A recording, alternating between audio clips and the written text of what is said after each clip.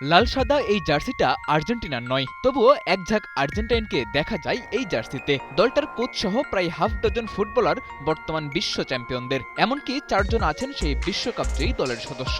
তবে কি ধীরে ধীরে আর্জেন্টিনার বি টিমে পরিণত হচ্ছে অ্যাটলেটিকো মাদ্রিদ? ইউরোপের এই ক্লাবটির হাল ধরেছেন আর্জেন্টাইন কোচ ডিয়েগো সিমিওনে, আর তার অধীনেই সবশেষ মৌসুমে মাঠ মাতিয়েছেন 4 বিশ্বকাপজয়ী আর্জেন্টাইন ফুটবলার। রদ্রিগো, দি পল, মলিনা, আনহেল কোরেয়া আর আলভারেজকে নিয়ে সিমিওনে অ্যাটলেটিকোকে করেছেন অপ্রতিরোধ্য।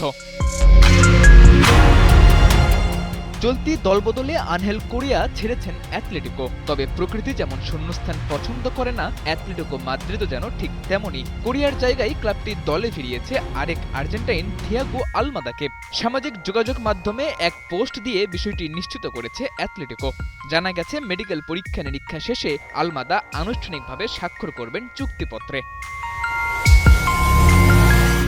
আর্জেন্টিনার বিশ্বকাপজয়ী দলের সদস্য হলেও পরবর্তীতে আর সেভাবে দলে থিতু হতে পারেননি আলমাদা। তবে সাম্প্রতিক সময়ে আবারও নিজেকে ফিরে পেতে শুরু করেছেন, আর এ কারণেই তাকে ঘিরে আগ্রহ জন্মে ক্লাবগুলোর। তবে ডিয়েগো সিমিওনে সবাইকে ফাঁকি দিয়ে দলে ফিরিয়েছেন 22 বছরের এই তরুণকে।